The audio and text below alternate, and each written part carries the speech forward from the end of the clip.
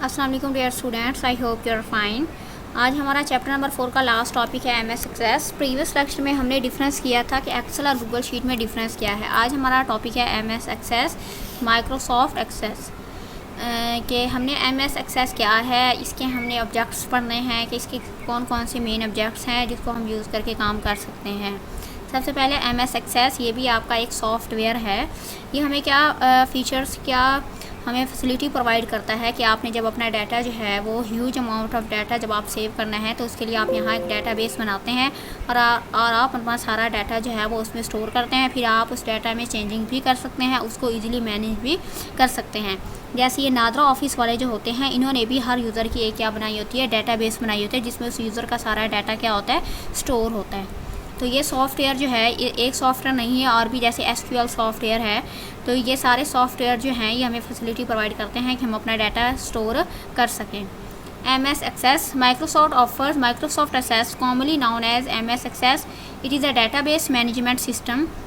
ये बेसिकली हमारे पास क्या है, एक डाटाबेस मैनेजमेंट सिस्टम है। डाटाबेस क्या है, जैसे फॉर एग्जांपल आप एक स्टूडेंट हैं और आपका सारा डाटा अगर आपकी टीचर ने सेव किया हुआ है इस सॉफ्टवेयर के अंदर, तो इसका मतलब यह है कि आपकी क्या बन गई है, डाटाबेस बन गई है। This database management system offer database functionalities where you are also able to program. It helps to design easy to use screens. It also aids in data management and analysis of vast amount of information. अब देखिए, आपकी teacher ने आपकी पूरी class की एक database बनाई है जिसमें हर स्टूडेंट का डाटा सेव किया है। तो आपकी पूरी क्लास की क्या बन गई, डाटाबेस बन गई। इसमें हर स्टूडेंट का अलग अलग क्या सेव किया हुआ है, डाटा सेव किया हुआ है। अब आप चाहें, जिसने डाटाबेस बनाई है, आपकी टीचर ने जो डाटाबेस बनाई है, अब आप चाहें तो उसमें क्या कर सकते हैं, आप जिसने डाटाबेस बनाई है वो उस डाटा को चेंज भी कर सकते हैं। उसके अंदर डिफरेंट फंक्शंस अगर हम परफॉर्म करना चाहते हैं तो हम वो भी परफॉर्म कर सकते हैं। जैसे अगर कहा जाए कि रोल नंबर 1 जो है उस स्टूडेंट का रिकॉर्ड चाहिए, तो फ़ौरन से हमें उस स्टूडेंट का जो रिकॉर्ड है वो हमें मिल सकता है। अब ऑब्जेक्ट्स कौन से हैं, there are 4 objects that makes up the access database. These objects are, अब हमने देखने ऑब्जेक्ट्स कौन कौन से हैं जो मिल के इस डाटाबेस को बनाते हैं।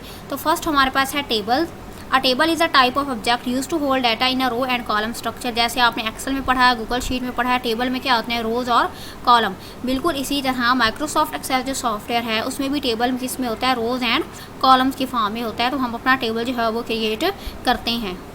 अब यहाँ पर आपको माइक्रोसॉफ्ट एक्सेल जो सॉफ्टवेयर है उसका ये व्यू दिखाया गया है कि इस तरह का ये सॉफ्टवेयर होता है जो हम इसको यूज़ करते हैं अपना डाटा सेव करने के लिए। अपना ह्यूज अमाउंट जो डाटा है उस रिकॉर्ड को सेव करने के लिए हम क्यों इसमें डाटा सेव करते हैं, ताकि हम उसको ईजीली एक्सेस कर सकें, उसको मैनेज करना हमारे लिए क्या हो, ईजी हो।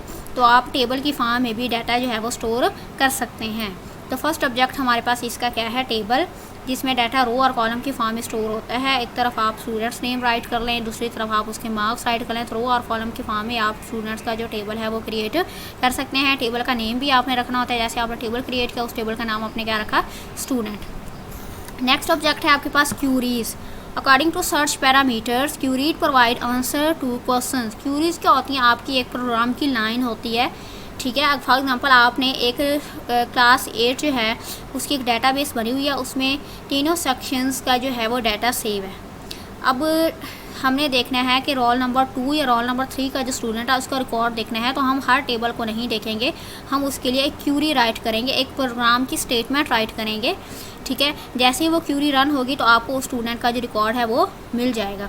तो आपको सर्चिंग करने की ज़रूरत नहीं है, आपने सिंपल प्रोग्रामिंग की एक लाइन राइट करते हैं, ठीक है। तो उसके लिए आप जो है वो फिर उस स्टूडेंट का रिकॉर्ड देख सकते हैं। आपको सबका बार बार रिकॉर्ड चेक करने की ज़रूरत नहीं पड़ती। तो ये होती हैं क्यूरीज।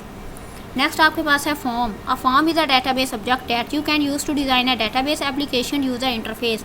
अब जैसे आप फेसबुक में लॉगिन होते हैं, आपसे यूज़र नेम पासवर्ड पूछा जाता है, वो छोटा सा जो ब्लॉक आपको नज़र आ रहा होता है वो एक सिंपल क्या होता है, एक फॉर्म होता है। जैसे आपने ऑनलाइन फॉर्म फिल करते हैं, एप्लीकेशन फॉर्म फिल करते हैं, कोई जॉब से रिलेटेड कोई भी फॉर्म जो आपको नज़र आ रहा होता है जिसमें आपसे नेम पूछा जाता है, आपका डिफरेंट जो है वो पर्सनल डाटा, पर्सनल इन्फॉर्मेशन पूछी जाती है, तो ये आपका क्या कहलाता है, फॉर्म कहलाता है। वो आपको जो डिज़ाइन नज़र आ रहा होता है, आगे ब्लॉक्स वगैरह बने होते हैं, तो ये आपका क्या होता है, फॉर्म होता है। जैसे आप फेसबुक में एंटर होने जब लॉगिन होते हैं तो आपको वो स्मॉल छोटा सा फॉर्म नज़र आता है जिसमें अपना यूज़र नेम या पासवर्ड आप एंटर करते हैं, तो वो भी एक क्या होता है फॉर्म। बिल्कुल डेटाबेस के अंदर भी हम डिफरेंट फॉर्म जो है वो क्रिएट कर सकते हैं। जैसे फॉर एग्जांपल अगर मैं आपको डेटाबेस में एक फॉर्म क्रिएट करके दूँ, वो आपका हो एडमिशन फॉर्म हो, तो वो मैं इस डेटाबेस के अंदर क्रिएट कर सकती हूँ और आपको दे सकती हूँ कि आप उसको फिल करें। नेक्स्ट आपके पास है report. A report is an item that is primarily used for formatting, computing, printing and summarizing particular data। अब रिपोर्ट क्या है? अब मैंने आपको एक टॉपिक दिया है, फॉर एग्जाम्पल मैंने दिया है आपको आर्टिफिशियल इंटेलिजेंस और मैंने ये कहा है कि आपने इस पर रिपोर्ट राइट करके आनी है। अब आपने रिपोर्ट राइट करनी है, आप वर्ड में भी बना सकते हैं रिपोर्ट, लेकिन ये वाला जो सॉफ्टवेयर है ये आपको ये फीचर ये फैसिलिटी प्रोवाइड करता है कि आप इस सॉफ्टवेयर के अंदर भी रिपोर्ट राइट कर सकते हैं। यहाँ आपको रिपोर्ट का पूरा जो है वो फॉर्मेट बताया गया होता है और उसके अंदर आपने जस्ट क्या एंटर करना होता है, डाटा एंटर करना होता है, बाद में उस रिपोर्ट का प्रिंट ले लें और आपकी जो फुल फॉर्म रिपोर्ट है वो क्या हो गई, रेडी हो गई। आप उसमें चेंजिंग रिपोर्ट्स में करना चाहें वो भी कर सकते हैं, उसके अंदर डिफरेंट कैलकुलेशंस करना चाहें कर सकते हैं, उस रिपोर्ट का प्रिंट निकालना चाहें वो भी निकाल सकते हैं। अब जैसे मैंने आप सबको जैसे टॉपिक दे दिया आर्टिफिशियल इंटेलिजेंस कि आप इस पर रिपोर्ट बनाएं, आपने डेटाबेस वाला सॉफ्टवेयर जो है वो ओपन किया, उसमें रिपोर्ट का जो ऑप्शन है उस पर क्लिक करने के बाद आप जो है वो अपनी रिपोर्ट जो है वहाँ राइट कर सकते हैं और उसका बाद में प्रिंट निकाल सकते हैं। यहाँ रिपोर्ट राइट करना हमारे लिए ज़्यादा ईजी है क्योंकि यहाँ रिपोर्ट का ऑलरेडी फॉर्मेट जो है वो दिया होता है। तो आज का ये आपका क्वेश्चन है जिसमें आपके 4 ऑब्जेक्ट्स हैं इसके एमएस एक्सेस की और फर्स्ट में है आपका जो ब्लॉक है ये एमएस एक्सेस की डेफिनेशन दी हुई है कि ये क्या है। अब आपका आज का क्वेश्चन है क्वेश्चन नंबर 13, लास्ट क्वेश्चन है इस चैप्टर का थ्योरी से। Write a detail note on MS Access. तो हमने आज जितना भी किया एमएस एक्सेस का ये लास्ट टॉपिक था, आपने यही इसका आंसर है। ये लॉन्ग क्वेश्चन है आपका एमएस एक्सेस के बारे में पहले आप राइट करेंगे, फिर उसके जो 4 ऑब्जेक्ट्स हैं उनको 1 बाय 1 एक्सप्लेन करेंगे। आपने इसको अच्छे से लर्न भी करना है और राइट भी करना है।